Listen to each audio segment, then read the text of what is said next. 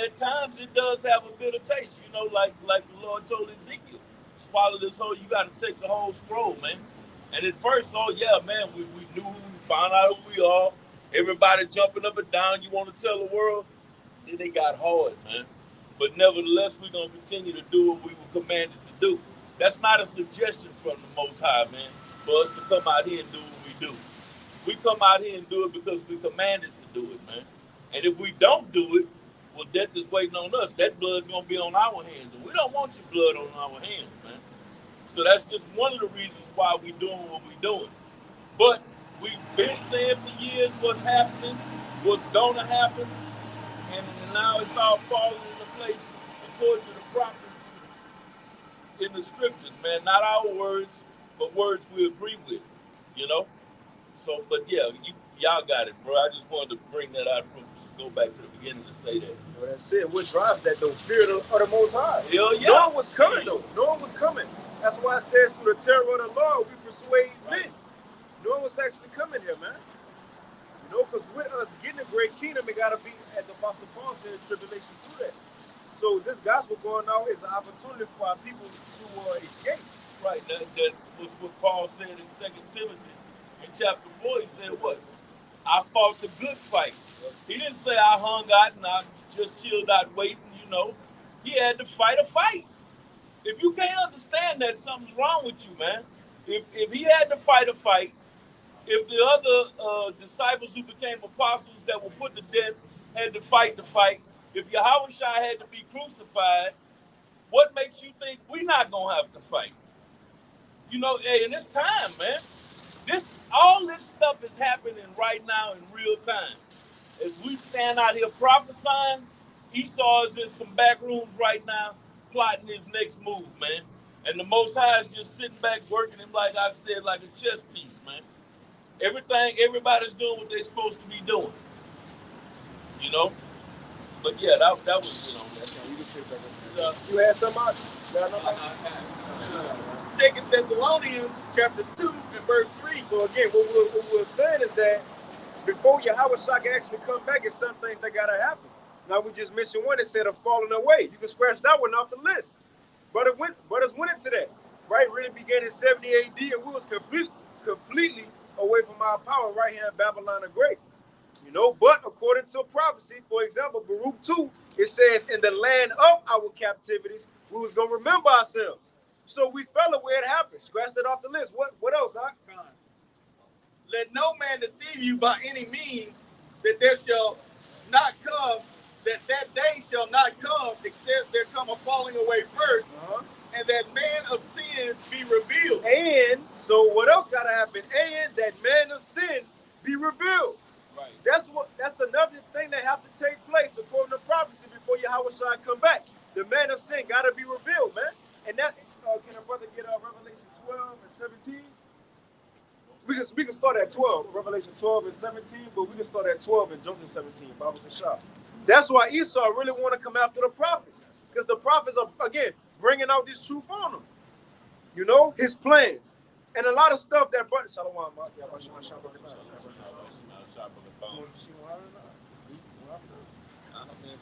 And a lot of stuff that brothers be saying, I know it be catching Esau off guard. Like, how they know that? Like, how he know that? And again, it's examples. He listened. And we always go into it. He listened. The king of Syria had a problem because Israel kept avoiding him, and he was trying to figure out, well, how they know where we going? And he said, well, the prophet Elisha telling the king of Israel all your secrets in your bedchamber. Now, Elisha was never with this king in his bedchamber. Right. He never heard conversation. They didn't have phones back then. You feel me? So where he could leave a recording. Yeah, it ain't like he had his place bugged. Right, bug, right. Set up a camera. No, it says, but what? The Spirit of the Lord revealed it to him.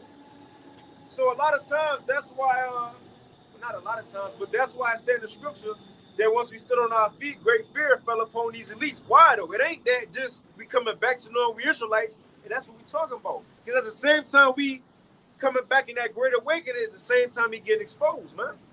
That's another thing that's really putting fear into him. Not only we know who we are, but we know who they is and what they doing, and everything we said is according to plans that's been for hundreds of years, man. Brother, get that Revelation 2. I would say it, but we ain't gotta send a brother in, you know, well, Wire or something was over in Esau when they had their little meetings or whatever. Now the Mosai, he revealed everything because it's already in the scripture what he gonna do. He just following the game plan that's already written out.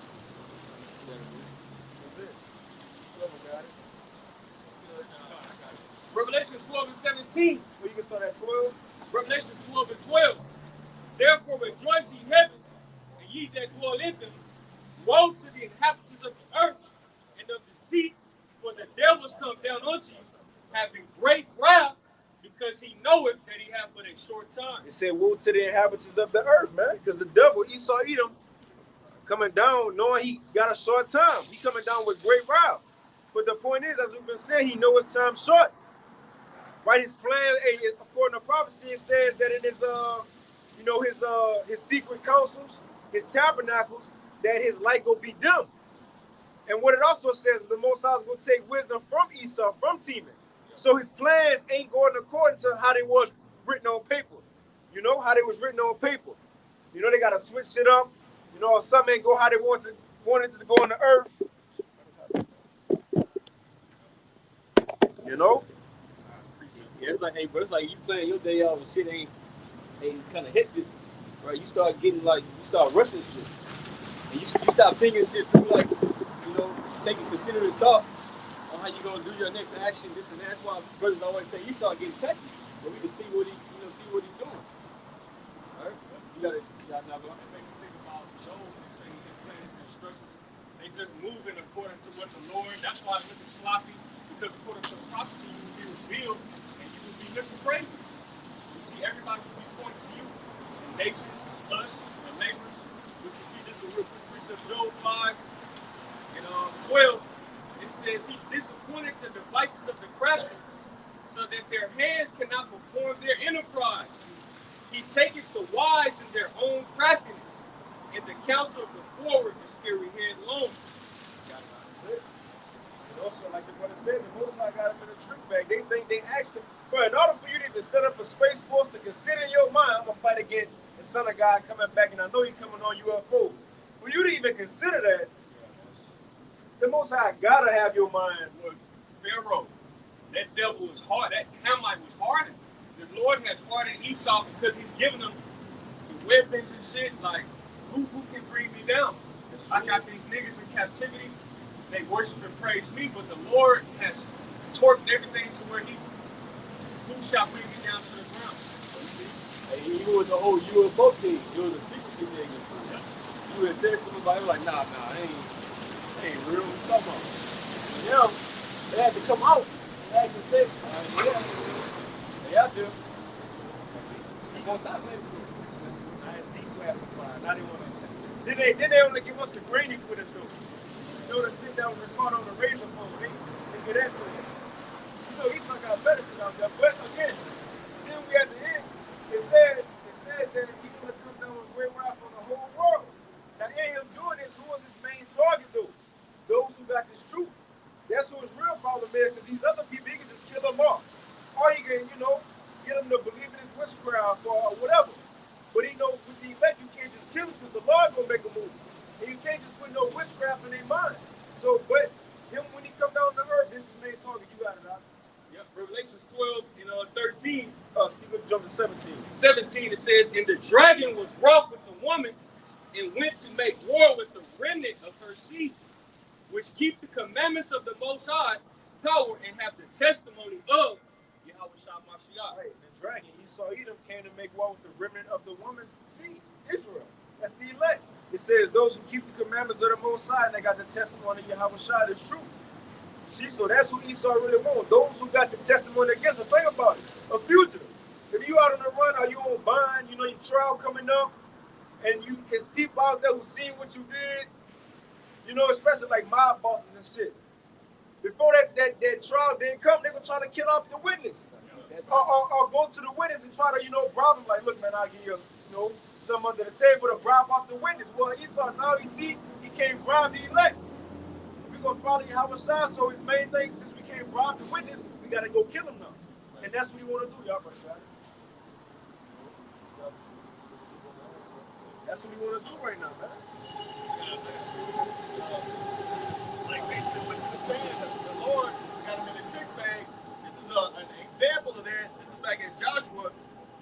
chapter 11 and verse 20. For it was Yahweh Ba'ashem Yahushua to harden their hearts, that they should come against Israel in battle, that he might destroy them utterly, and that they might have no favor, but they might destroy them as the Lord commanded Moses. So, like, you know, the Most High is telling them exactly what he's going to make them want to fight, even though they know they're going to lose. He's going to harden their hearts, so they're going to be like, yeah, you know, they're going to be scared. But the Lord's going to say, no, you got to fight. You got to fight. So they ain't got a choice. This is Joshua chapter 11 and verse 20. For it was of the Lord to harden their hearts, that they should come against Israel in battle, that he might destroy them utterly, and that they might have no favor, but that he might destroy them as the Lord commanded Moses. Right, and that's the same thing the Lord is doing with Esau. The scripture says the Lord don't change. Right. So though you have technology, you have your council that you can set up, you are hardened so that the Lord can destroy you, as he did Pharaoh and the Hamites. As in Egypt, it's not different. It's the character sort of switched around, and the magnitude of things is different. And the state of the nation of Israel would no longer want to go into any other captivity after you destroy it. See? You got it, Yeah, because like this what we going into, like, he raised this man up, like, just so he can destroy him. Like, Esau, he think we defeated already. And he sees us in the position that we're in. Right. We're starting to fear. Because, you know, we are clinging back unto our power. You know, Yahweh Ba'ashem Yahushua. So, like, man, I gotta do something. Right? Now I gotta step in, and, you know, we gotta hear y'all plans up. Because you don't look like we got much time. Because the Most High is waking you up. Look at this Psalms, what is this, 50? Thou thought us all together, I was one as thyself. But I would set them in order before your face. It's like you got the movie, They Clone Tyrone. That's a good movie, bro. That's a good movie. I gotta watch it again. Right? Esau set up a whole little system to produce a specific type of Jacob. Right? Whether it's a gang member, a drug dealer, a pimp, a crackhead, prostitute. And he set up a whole system to keep these being created. Right? That's what's being cloned, the mentality. Right? But the Most High woke us up out of all of that shit. And they're like, damn, like, But we put everything in their food and water, in the music, right? The movies. What is this? Yeah. So it's like, bro, what else can I do? So they're like, damn, we gotta hurry up. Right. And he thinks his AI is gonna deliver it. Go ahead, I got one up. Yep. Ecclesiastes 16 and 15 is the last thing I'm It says, the Lord hardened Pharaoh that he should not know him, that his powerful works might be known to the world. You see? So Pharaoh was hardened based off the spirit of the Lord, just like Esau. Esau's not above the spirit of power of Yahweh Shemashah, his prophecy, which were the brothers expounding upon. You see, you devils walk by proud and look at us, but we're telling you what the Lord is going to do to you. Right. You see, and you can't step up outside of the box. You see, you got it, right? Yeah, because physically, if you ignore us, the spirit is not ignoring us, man. And just like Pharaoh, man, Esau, like the brother say, Pharaoh, back then, just like Pharaoh, Esau got the same mindset. Everything is in place for him. It's looking pretty good. He got us where we want him. The nations that bowed down to him, they'd have been drunk off his wine. He'd have went everywhere, left his footprint of death and destruction everywhere. Everybody looks to him for all the answers. And he's sitting there like, hey, man, this just might work. But if I may add to you, what Pharaoh said, who is your Lord that I should let you go for? Right, so we talking about the name of the Lord and prophesying. He comes right. Who is this power they're talking about? Well, the prophecies and the judgments is going to make benefit, just like the plagues. The Lord going to bring plagues again. Right. You see, and the name of the Lord is going to be magnified. You got it, right? This is Job chapter 20 and verse 22. It says, in the fulfillment and the fullness of his sufficiency, he shall be in straits. Right. Every hand of the wicked shall be upon him. When he is about to fill his belly, the Most High shall cast the fury of his wrath upon him and shall rain it upon him while he is eating. So just when Esau is like, he can see it. He can see the end of it. We got it. We did it. We overcame. our AI, our technology to deliver this, man. There it is. It's right there. And just when he's about to feel it, the Most High is going to put his foot squarely in Esau's ass, man. It ain't going to happen. But that's the beautiful part, man, with the Most High. You just sitting there laughing at Esau like on that commercial where the dude got the fishing pole with the dollar bill. Oh, you almost had it. Almost, you know. And he's just dangling that in Esau's face, man, and Esau's eyes are getting bigger and bigger the closer he gets, like, oh, shit. You know how when you, like, let's say, like, if first time you got with a chick that you wanted to get with, and the more she took off, the more you was like, oh, man, this is really going down. You know, I don't want to get, you know, but, you know, or like, man, something good is happening. You like, it's really finna happen, you know. Yeah, we finna win, or the clock is running out, we up by 20. We actually did this. That's how Esau's gonna be feeling, man. But right when he's about to eat, man, and feel his belly, the Most High is gonna pull the spiritual rug out from under him, man, and destroy him, man. You know? I had Wisdom Solomon 5. It's Wisdom Solomon 5:1. It says, "Then shall the righteous man stand in great boldness before the face of such as have afflicted him, and made no account of his labors." So, hey, we out here bold in front of Esau, man. Right. And we ain't no more tucking our tail and hiding, you know. Right. The man. No, right. Esau Edom is so-called white man. Yeah, we calling you for who you are, man. You know, whether we call you Esau Edom, the so-called white man, the small hats of Amalekites, the wicked, we talking about you, Esau Edom. We talking about you, Esau. You know, the ones that are in charge, the ones that are not in trouble like other men. Right. You elites, you Oppenheimers, you DuPonts, you Rothschilds. We talking about y'all, man. We like I say, we ain't like them Negroes in the 60s and 70s shucking and jiving in a back room somewhere. Well, we gonna get the signs and we gonna sing, we shall overcome. Right. Fuck all that, man. We telling you at the end, you going down and you going into slavery, boy. Right. And then you're going to be eradicated after 1,000 years of slavery. Right. Hardcore, unmerciful slavery. Yeah. You catch your old Jake pass by here. Oh, no, I can't say that. Who you think the wicked is? You know, they'll say, come on, man, you know. You know. Or he'll do one of these like, Right. That camera ain't on, is it? Yeah, it's on. Oh, shit. Can y'all take me off of that? Right. This is the song that was singing to overcome. Right. This is the song, like you said, 1,000 years of captivity, and after that, you're going to be eradicated, and the earth's going to be at peace.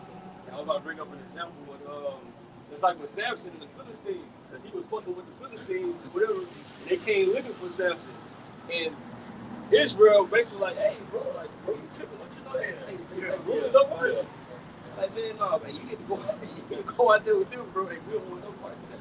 That's basically the spirit of Israel today.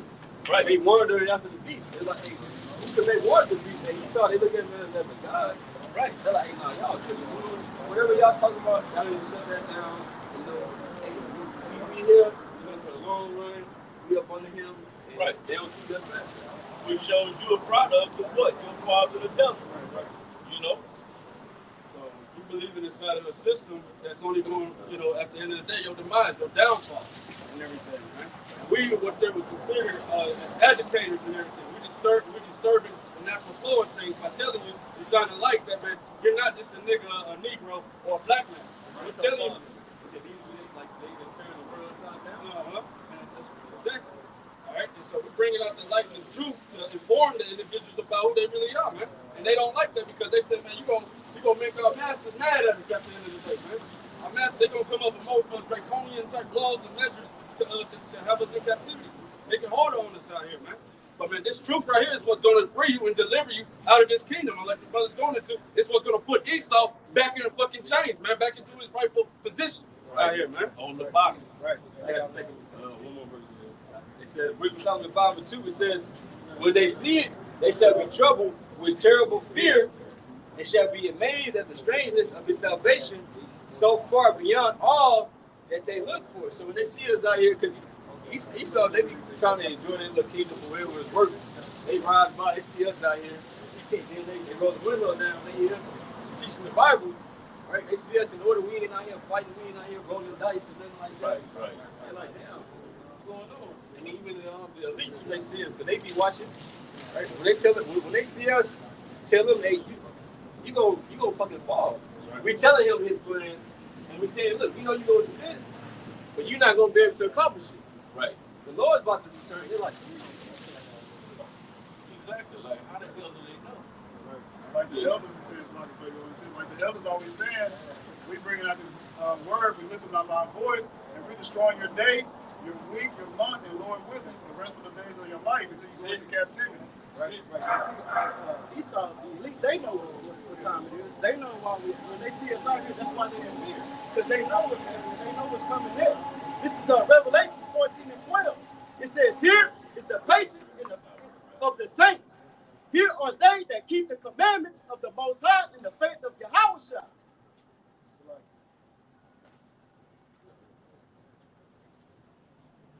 That's a beautiful point you made. The scriptures say, let us break their bands asunder. You know, they're trying to separate the elect in the relationship that Yahushua has with us. See, so they, like you said, bro, they're in terrible fear. Right. Then shall the righteous man stand in great hope, because this entails the end. Once you see us, the ones that you had was hanging and trying to trust, once you see us in the spirit prophesying against you, that entails your end. Esau is the end of the world. Jacob is the beginning of the final scripture. We went into 2 Thessalonians about the Lord coming, destroying him, you know, him being revealed, the spirit of his mouth. This is how we're taking the kingdom, by coming in order. The Lord's going to come deliver us. You got it? Like this going on. This is Revelation 13 and 10. He that leadeth into captivity shall go into captivity. When you see us out here, you know your kingdom is going down, man. The elites know what's going on. That's why they're in terrible fear. They know when the prophets come out. That's why they knew in the back of the time. They say, when they see the prophets, they say, you come in peace. Because when did they ever come with peace? They coming to destroy this kingdom. Right. That's what we out here for. It says, he that killeth with the sword must be killed with the sword. See, this is what's coming to Esau. They know that, man. It says, here is the patience and the faith of the saints, the elect. This is what we want. We want the end of this kingdom, man. That's what's coming. Right. All right, bro. We're going to go ahead on to wrap it up on that. Salakia for the late start. We did get a late start today, but we are getting closer to camp start time. So on that note, we're going to go ahead and end it. We pray that this lesson was edifying. And as we close, as always, we're going to give all praises, honor, and glory.